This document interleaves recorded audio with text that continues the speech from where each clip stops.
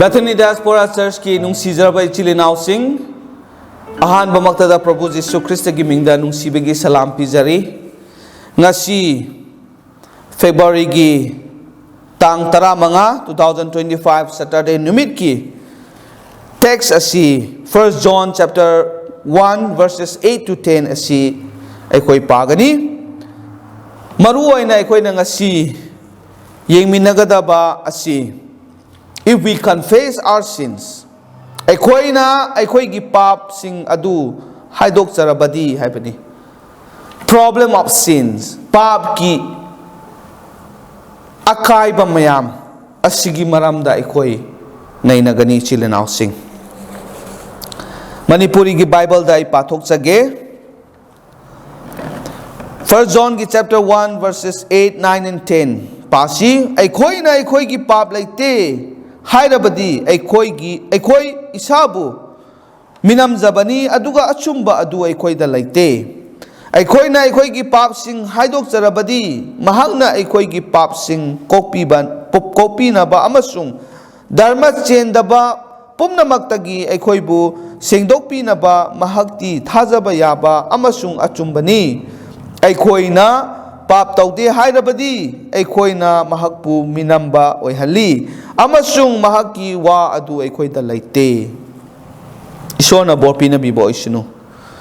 actually now sing the problems of the early church face singlup ahan ba makhoigi marakta thengnariba problem asi mayam leirami madugi marakta Eikoina Pap ki problems asi amani pap asina asuki matik akaiba thohanba mayam asisu makhoina thengnarami masigi pap ki akaiba se karina thohalai karam haina masi leirambano haiba tarabadi many were not well instructed in their faith makhoigi thajabagi maramda phajana takpi tambidaba mapung phana khanganbidaba asigi maramna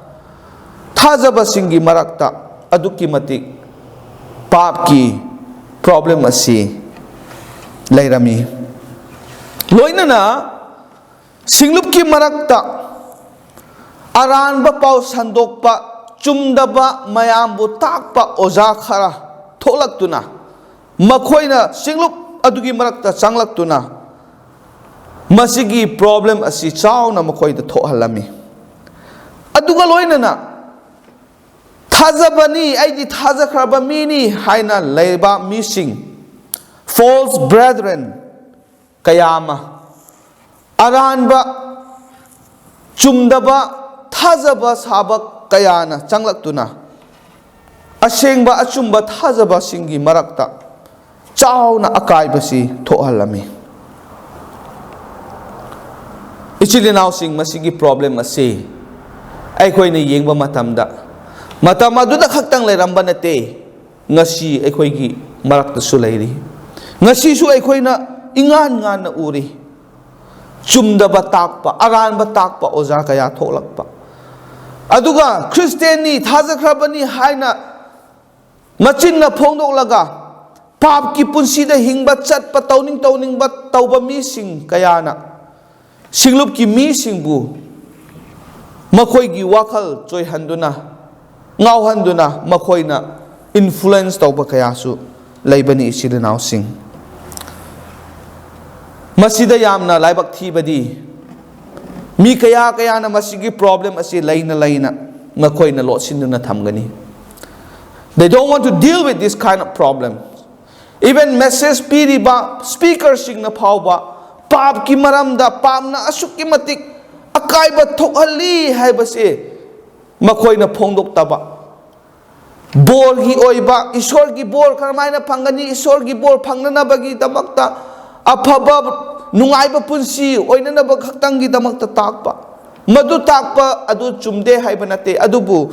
pap ki maramda kari amata phongdok taba mayam su leibanai isilinaw sing masi Eikoi yengba kanda yamna laibak thibani pap asina Eikhoigi punsida akaibasi asukki matik chauna thohanba yabani adu oirabadi masigi problem asi leiba matamda Eikoi deal tawgodabani face tawgodabani masi ekhoi singlupta yamna mathau tai habasi ngasi ekhoina khangsi pap ki problem asina church ta changlakpa matamda apostles sing Jesu Christ gi pakhon chatpasing na tuminna lairamde makhoina aranba chumdaba takpasing asibu mayong na duna makhoina thingnarami masida apostles sing gi marakta mi kharadi makhoina tawriba aranba mayam chumdaba aranba takpa oza mayam asibu face tawraga makhoi si lei makhoidagi cheksillu haibagi maram asida Lairik oina iba chithi oina iba kaya lairami kharadi makhoina iramde makhoidi lairik oina phonglamde makhoina direct unaraga thengnaraga masigi problem asi deal torami mayok narambani adubu writing apostles khara lai example da apostle Peter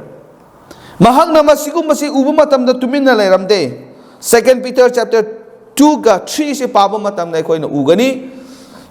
false prophets sing false teachers sing dagi chekshillu makhoina karamhaina changlakani makhoina karamhaina amangba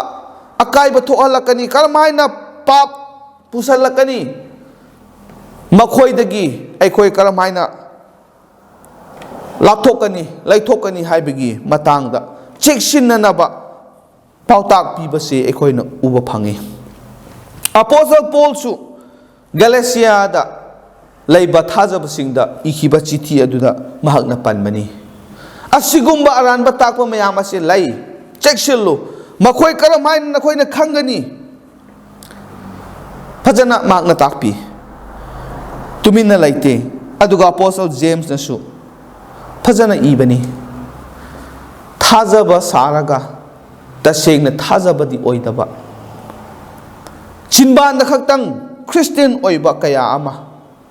lay haibasi mahakna khangi aduna thajaraga thabakta uthokpa ngamdaba thabakta uthokpa laitaba mising adugi thajaba dudi asiba thajabani haibani madu achumba thajaba nate haina mahakna direct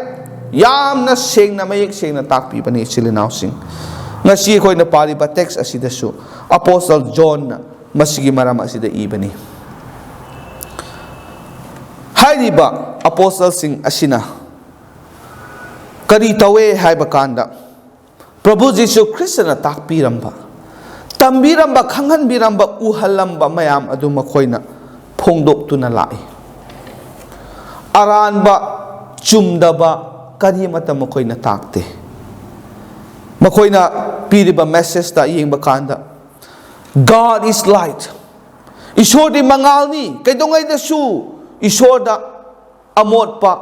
chumdaba pap haiba laite Ishor bu thajaba mi singna mangal gi oiba thabak tawgani mangal da laigani amambaga mangal ga kaidongai da su tinaba yaroi laiminaba yaroi habasi makhoina phongnokpani that our life must reflect light aikoi thajabani hairabadi Eikhoigi thajabagi punsi asida mina uba yaba mangalgi oiba punsi adu ufam thoi mangal adu eikhoidagi mina ugadabani masi yamna darkar oi karigumba aranba chumdaba asoiba laiba matamda chumthokadabani haibisum khoina phongdokpani correction must be made tuminna thamba yaroi chumde lale phatre haina khangna khangsinadaba saba una usinadaba saba yaroi madu aikhoina semdokadabani chumthokadabani haibani darkness must be dispelled by the message of the light mangalgi wapau aduna amamba haibadu inthokadabani amamba haibadu manghangadabani if the church leaves the light karigumba singlup singna thajaba mi singna mangal adudagi lapthokpa matamda akaibase kayamuk chauna lei haiba kanda it will lose its way. Lambi ado manghan khragani. Mangalda laiba matam da khuding makse ugani. Masida chaladi chumi, masi shrom da chalabadi chumde, masi Ishwar ki apambani, masi Ishwar ki aningbani, si aphabani, si phatabani habase loina mangalda akoina ubhangani, khangbangamgani. Adubu mangala dudagi akoina nathaiduna chatkraba matamda amambada akoi tagani, amambada lairabadi kari su khanglaroi. Amambagi thabak tawgani, amambagi lambida akoi hingani. Masi yamna chawraba problem amani ichilenau sing. Aduna Apostle Peter na Apostle John na smai na haibani mi khara na di makhoi pap laite hai na phongdok pa yawi haibani aikhoi na aikhoi gi pap laite hairabadi aikhoi isabu minam zabani haibani mi khara di ai pap khangde ai pap tawde aingonda pap haiba laite yamna sengba yamna phaba saraga ngangba mi mayam lay haibasi Apostle Paul John na masida yam na mayik sina phongdoi aduga some deny sin pap haibase supan pandaba supong phongdok taba suphai haidok taba lotsin na thamba khangdaba saba mayam lay bani silinau sing masisu Apostle John na masida pali some even claim they have not sinned. Verse 10 da ekoi pap tau de haibani Eikhoigi pap taude haiba misu adukki matik yamna lei haibasi mahakna pali masigi problem sing ase mioiba eikhoigi problem sing kaman oiba maramdi eikoi pap phongdok kadabasi ikaijai ai pap chenbani haibasi kanana su hainingde aduna lotsinna thamba khangdaba saba we do not like to admit our sins. Ai pap chele haibase yaning daba masigi problems is now sing yamna sauna lai we prefer not to deal with them aduna tuminna thamlaga kari su deal taw daba phongdok daba madugi problem do solve tawge haina hotna daba adumaina laithokpa mayam ase ngasi su lairi sirinaw sing masi Apostle John na mahakna iriba chithi asidasu phajana ibani silinau sing adumapu masigi problem asina kari tawhalle haiba kanda aikhoigi pap adu lotsinna thamba pap adu sukma manghan biroi pap adu adum laigani adum laiba khaktang nataduna pap adu hena chawrakani hena akaiba thokhalakani Eikhoigi punsida mapung phaba oiba ngamloi aduga thajabada eikoi chawkhat pangamloi we would remain weak hena son thaduna eikoi laigani ichilinau sing kari mata chawkhat pa lairoi ahongba lairoi masini papna kaihan basi adukki matik chawi we have no fellowship with God luribadi henna luribadi ekoi ishorga loinaba yaroi tinnaba yaroi maramdi nang pap aduda luptuna lairi nangi pap adu nang phongdokte haidokte lochinna tham ishori mangani ishori asengmani pap tawba miga pap ta lupa miga ishorga kaidongai da sutinaba yaroi and with each other thajaba ekhoigi maraktasu pap aduna thanba matamda ekoi kaidongai dasu Christian gi oiba fellowship thabjaba singgi marakta leiba asengba loinaba adu leiba ngamloi ichilinau sing masini ekoi na munna khangadaba se aduna pap asi lotsinduna karisu akana ba lairoi hena amangba ekoi gi damakta oibani ichilinau sing aduna Apostle John na masigi problem asi karam haina deal tawbano karam haina address tawbano haibasi makha eikoi yengsi Apostle John na yamna chawna mayek sengna mase declare tawbani masigi mayokta pap sigi chumdaba wakhalon kayama पाप की ओइबा फतबा सेंगदबा चुमदबा ताकपी तंबीबा मयाम असिगी मायोक्ता महकना लेपनी अदुना apostle पोना सुमाइना हाइबनी if we were to deny sin अखोइना करिगुम्बा अखोइगी पाप असि लोचिन थंबा खंगदबा सारबदी then we are deceiving ourselves अखोइना इसा इथंता minim जबनी हाइबनी verse 8 ता अखोइगी पाप लेते हाइरबदी अखोइ इसाबु minim जबनी हाये ईश्वर मिनम बखतंग नते इचिलिनाव सिंगी मरक तखत मिनम बतौब नते ईशान ईसाबु मिनम जबनी हे न लूरीबदी the truth is not in us अचुम्बा हाइबदो अखोइदा लेते हाइबनी अचुम्बदुदी करिनो मियोइबा खुदिंगमक पाप चेनबनी अखोइ थाजबा ओइरबसु ngasisu अखोइ नुंगतिगी अखोइ पाप असि थेंगनरिबनी अखोइ पाप असि फाइट तौरीबनी पाप असिगा अखोइ हिंगमिनरिबनी अदु ओइरबदी अखोइना अखोइ पाप लेते अखोइ पाप तौदे हाइरबदी पाप तो खंगदबगुमना लेबा मतमदा अखोइ अचुम्बदा लेते हाइबनी अदुगा अखोइदा अचुम्बा हाइबसी सुक्लै लेते इचिलनाउसिंग ए एग्जांपल अमा हाइगे कैंसर नाबा मियोइबा अमा लेबा मतमदा महाकी कैंसर अदु कैंसर लाइना नारे खंगना खंगना लोटसेंदुना थमलबदी महाकी पुंसीदा खुदोंग थीबा थोकनी अकायबा मयाम अमा थोलकनी मरमदी कैंसर की लाइना आसिदी ट्रीटमेंट यामना दरकार ओइबनी मतम चाना लायेंग हौबा दरकार ओइबनी लोटसेंबा मतमदा अखोइना खंगदबा सारगा मीना खंगनी इकाइजै कैंसर हाइबा लाइना सिदी इकाइनिंगाइनी तौबा मतमदा कैंसर अदुना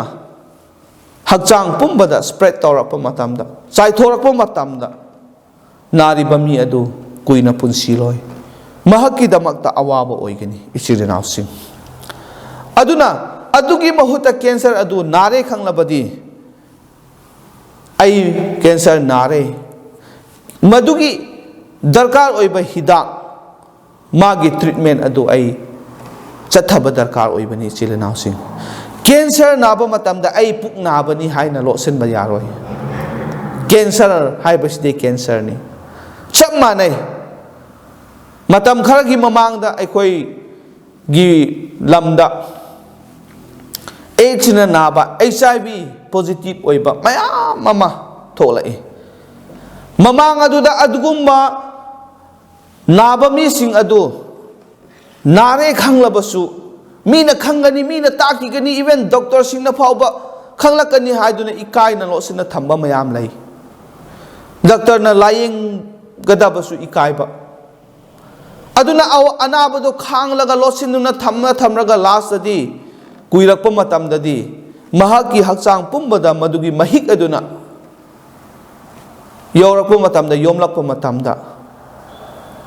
मखोइगी पुंसी टेंशन ली अदुबु डॉक्टर सिंगना मसी खंगलकपा मतमदा मसी लोसिनुना थंबा फत्ते अदु सरपुदी लायेंग होगदबनी मतम चाना यारबदी हिदाक लांथक तौरगा कनबीबा याबा कनहौगदबनी हाइदुना कन्ना अवेयरनेस तौरपा मतमदा मसीगी लाइना ना नाबा मयाम अमा थोलै थोलपा मतमदा मकोइ लायेंग रे मदुगी चपचाबा ट्रीटमेंट पीबा मतमदा ngasi phawba punsiduna hingduna lairiba mayamsu lairi ichile nausing aduni karigumba lotsilam na batarabadi makoi gi punsi su telam gani aduna pap haiba sisu ekoina lotsinuna thamba yade matam chana deal tawgadabani matam chana address tawraga madu ekoina karam haina madudagi ekoi kan hausige madudagi ekoi karam haina laptho hausige karam haina madugi problem do solve tawsige haibase aikoi maduda oina aikoi wakhan tawgadabani ichilin housing makhada yengba kanda if we say that we have fellowship with him and walk in darkness karigumba aikoi na maga isorga aikoi loinai tinnai hairaga amamba punsi aduda aikoi hingba tarabadi amamba gi lambi duda aikoi chatlabadi kari tawre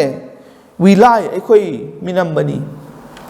Eikhoigi minamba taurabani, chinthirabani, achumbado ngangdrabani. We do not practice the truth. Achumbado Eikhoigi taudrabani. Ichili nausing. Aduna, Ishorga ay lay minay loynay haiba tarabadi, amamba punsi thadok patabani. Maramdi amambaga, Ishorga, mangalga, kay dongay da sutin na bayade, laymin na bayade, masi hanjin na ikoy na pangrabani ichilinaw sing. Hen na lusalak po matamda, karmay na oy. If we say that we have not seen ikoy na pap, taw day haiba tarabadi, Eikhoigi na isa itanta minam zaban na kaktang natadana Ishor busu minamba tahan bani. Ishor bu minamba tahan bahay basidi masidi chumdra bani ichilinaw sing. Ishor kay dongay da su minamde. Ishor di minamba suktaw de minamde madi minamba nate. Aduna Eikhoigi karigumba Eikhoigi pap taw de hairabadi Eikhoigi Ishor bu minamba tahan bani. His word is not in us. Eikhoigi da mahaki wahe adulay tre haibani. Yam na clear oy krabani ichilinaw sing. Psalm number 14 da Eikhoigi na parabadi khangi. Ishor na sargadagi prithibida layba mising myoy ba Eikhoigi khuding maksi yenglai loina ui ingan ngan. Apaba saba pap na yom krabasu pap laitaba saba adubu karamhay na makoy pap che likhangi ngang tholak pa wahay kayana makoygi punsi da loy na mayik seng na upani. Aduna their throat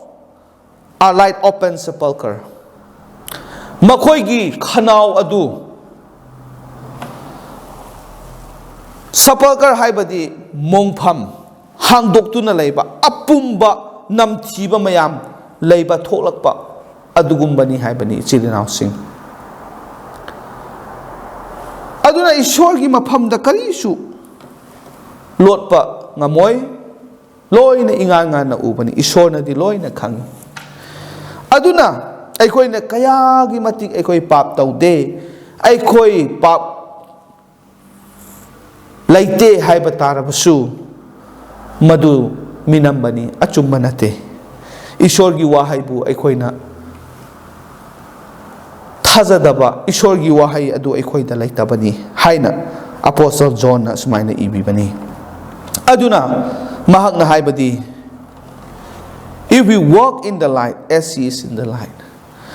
Ishor aduna mangal ni mahak na mangal da laybagum na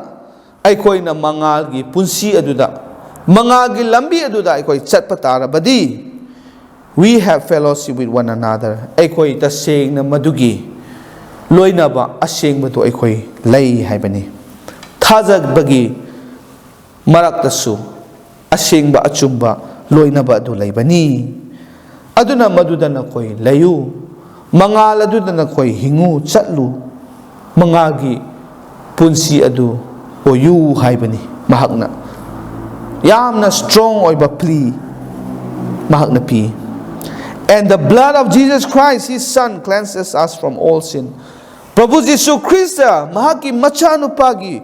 i aduna Eikhoigi pap khuding magadu chamthok pirabani haibani ichilinaw sing. Masi Eikhoigi tawba mathau tai masida Eikhoigi pukning wakhal thamba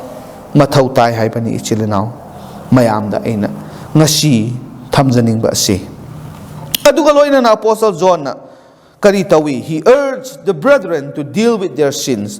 Makoygi pap adu masa na deal taw sunu haibasi Apostle John na phongdok pa wahay aduni.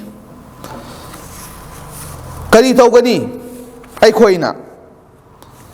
isa-isagi problem, isa-isagi pap ase Eikhoigi na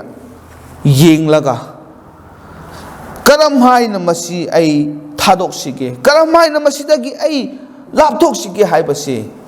Eikhoigi na khangadabani. Aduna masigi damakta Eikhoigi na pap ase karamhay na deal taw gani haiba tarabadi. Verse 9 da haibani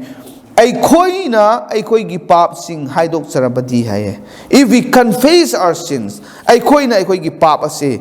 ꯐꯣꯡꯗꯣꯛꯆꯒꯗꯕꯅꯤ confess tꯧꯒꯗꯕꯅꯤ ꯂꯣꯠꯁꯤꯟꯒꯗꯕ ꯅꯠꯇꯦ ꯍꯥꯏꯕꯅꯤ Apostle John ꯑꯩꯈꯣꯏꯗ ꯇꯥꯛꯄꯤꯕꯁꯦ God is faithful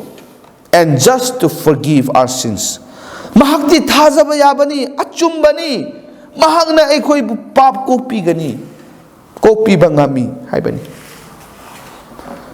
confess tauba matamda ishor da phongdokjaraga haidokjaraga ishor ai lale aina taubase chumdre ai achida amamba lambi da chalam kare ai chintiram kare ai di pap leite haina khalambani ishor nang na di loina ui nang na loina khangi ai bu kokpiu nolok na changjaba matamda ishor na khoi bu kokpigani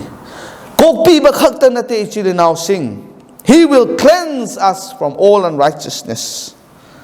verse 9 duda haibani ai khoi gi dharma chendaba khuding mak ado pumna maktagi ai khoi bu sengdok pinaba mahakti thajaba yabani amasung achumbani sengdok pinaba ai khoi gi dharma chendaba amot pa phattaba khuding mak adu sum hakna sengdok pigani haibasini isilinaw sing aduna ai khoi gi pap se kramaina deal tawgani masi gi problem se kramaina deal tawgani haiba kanda phongdok jaba magi kokpi baduda ai khoi changjaba ai khoina haijaba aduga mahak ai khoi bu sengdok piba kokpi ba ngak piba asini maduna taba atopa lambi leite lotsin baduna oiba yaba nate mapung pharapa matamda adum tholakani urakani madugi result adu aikhoi gi damakta aphaba kaidongai desu oiroi amangba aikhoi gi damakta akaiba mayam hena thohangani haibani chilinaw sing aikhoi prithvi da lairi bani chilinaw sing prithvi sida pap na thalle haibase aikhoi na khangi aduna aikhoi na challiba tauriba khuding mak asida aikhoi na una tauba udana tauba khangna tauba khangdana tauba khanghodana oikiba mayam amasu laibani chilinaw sing aduna aikhoi na pap ase pick up tawraktuna aikhoi pap ase aikhoi da paklakpani masi mayam ase aikhoi na ishoda sengdokpiu lauthokpiu kokpiu haijabase aikhoi gi ithawni Jisu na mahaki sebok sing makhong chambi ba matamda karigi damakta chambi haibasi aikhoina yengba kanda makhoina nungtin chupa amafam amadagi amada chatuna tawba matamda horen yum halakpa matamda makhoi gi khong adu molai upun paklai leikhom paklai aduna madu matam aduda Jisu na ising lauraga makhoi gi khong adu chamthok pibani masiga chap manai aikhoi na prithvi da hinglingai manung asida pap asi aikhoi gi punsida paklakpani madu sengdok pa darkar oi haibasi maduda aikhoi bu utphibani chilinaw sing aduna aikhoi gi pap asi sengdok pa chamthok pa darkar oi haibasi yamna mayek sengna aikhoi na khangi aduna ngasi chilinaw sing aikhoi na yengba matamda aikhoi yam singba saba aikhoi pap chende ai pap taude ai pap khangde haina leiba yaroi even ishor na khandokpa magi manai prophet Isaiah na phawba ishor gi maphamda mahaki pap phongdok sabani karamaina hai Isaiah paba matamda I am a man of unclean lips ai amot pana thalaba chinban adugumba misak aduni ishor aibu kokpiu aibu sengdokpiu haina ishor ngonda sengdokpiba yamna pamjana ishor gi maphamda changjaraga mahakna phongdok sabani ishor da haijabani ishor na mahakpu sengdokpi aduga ishor na mahakpu angakpa oina sijinabi aduga loinana apostle Paul nasu Romans chapter 6 ka 7 da iba chithi asida aikoina maki phongdok chabasi uba phangi madudi karino hairaga masu asigumba pap asida struggle oi haibasi mahakna phongdok pani evil phattaba mangonda yamna masida awaba oihan masi mahakna phongdokpani maramdi mahak haksang na oina hingbanina haksangi apamba kaya marumsu mangonda lai aduna isilinaw sing aikhoi pap taude ai pap khangde ai pap suklai leite haiba aikhoi ngamloi aduna khwai dagi phabadi aikhoi myoi basi pap haibasida asukki matik pap sina aikhoi bu chingsalli masi aikhoi na yamna sengna khangadabani yamna conscious oigadabani aina prithibida hinglingai manung asida tauriba chatliba khuding asida pap asina egbut koi inaraga lai haibasi aikhoi khangadabani aduna karigumba aikhoina pap aduda taruraba lubluba matamda kwaidagi phaba solution masigi problem asigi aikhoina tawpham thokpa ithau adudi to confess our sins ishoda aikoi kokpiu haina changjaba asini and to be cleansed from our sins aikoi gi pap tagi singdok piba chamthok piba asi aikoi thigadabani haijagadabani masigi pap kokpiba haibase aikoi gi original sin adunate masi daily sin aikhoina nungtigi tauriba wakhalda wangang sangangda aigi punsida tauriba papsing adubu isorda kokpiu sengdokpiu haijaba aduni aikhoigi original sin adam dagi aikhoina purakhraba pap adudi Jesus Christ bu thajaba matamda aikoi bu sengdok pikhrabani madugi maramna aikoi bu condemn tawba nate hojik aikoina tawriba noma gi tawriba papsi asida aikoi bu condemn tawba nate ishora he has forgiven us mahang aikoi bu kokpi khrabani madugi damaktadi Jesus Christ na cross aikoi gi damakta sibi khrabani madugi condemnation madugi penalty adudi Jisu na pikhrabani madugi pap adugi atauman adu Jisu na pikhrabani cross ta siduna aikoi gi pap adu pangtingduna mahakna lauthok pikhrabani aduna masigi aikoi na paliba pap ase madugi pap adu nate masi nongma gi aikoi na thengnariba pap ki problem aikoi na tawriba pap sing asibu sengdok piba asigi maramdani aduna isiri naw sing aikoi isoda changjaraga aikoi bu kokpiu aikoi bu ngakpiu haijabase aikoi na tawgadaba ithaumakni aduga loinana isona aikoi bu sengdokpigani chamthokpigani aduga maduna maram oiraga aikoi gi punsida ahongba lakani aikoi gi thamoida ahongba lakani aduna masigi damakta aikoi isoda changjagadamni to be changed in our heart and our lifestyles isora aigi thamoi su sengdokpiu aigi thamoi si sengdokpi bakhakta natana aigi punsi ase aina hingliba mahing ase asengba achumba aphaba oihanbiu haibase aikoina isoda haijagadabani aikoi gi thamoi isona sengdokpi matamna automatically aikoi gi punsi afaba punsi oigani mangal gi punsi adu oigani aikhoina amotpa ishor gi yadaba aikhoina tawningloi karigumba tawruba tarabasu aikhoi isorda changjaraga phongdok chagani isor aikhoi bu sengdok pigani masini aikhoi yamna maru oibasi ichirinaw sing pap lotsin thamba yade papti laiba matamda deal tawgadabani madugi problem adu aikhoina address tawgadabani madudagi aikoi sengdoknanaba madudagi aikoi tholakpa yananaba madugi problem do solve tawnanaba pambai thigadabani isona aikoi khuding makki mathakta bor pina bi bo isinu isodang haktang haijase sargamalem pumna mokpu sembiba aikoi khuding makki pai sorna puthagali ngasina hakki wahaida aikoina pathokpa gumna nahak na aikoi bu nungsi aikoi gi pap nahakna sengdokpiba ngami haibasi aikoina thajai hena so aikoi bu mayek sena khanghanbire aduna karigumba aikoina aikoigi pap lo sinduna thamlam labasu paisor haidokchaduna nahakina phamda kokpina naba haijabagi pangal pinabiyo aikoigi pap khudingmak sengdokpiyo achumba ishor nahaki mangalda aikoi bu pubiyo mapung phaba Christian oihanbiyo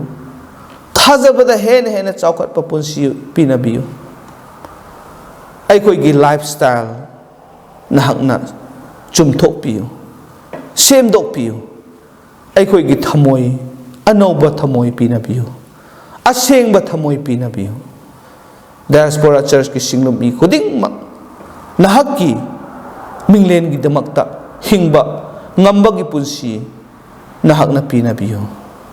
hakjang thawai ani makki bor pinabiyo awat pu khudingmak nahakna pinabiyo aikoina sunahakpu matam chupna thagat saba ngamjananaba pangal pibiduna ishor nahaki aningba apamba punsida hena aikoi hingba ngamnanaba nahakna aikoi bu bor pinabiyo yengsin biyo ngaksin biyo loina biyo haiduna amata ngairaba kanbiba mapu Prabhu Jisu Kristo gi mingdani zabani amen. Thank you. Isor na ikoi kuding makimatakta hena bor pinabibo isino.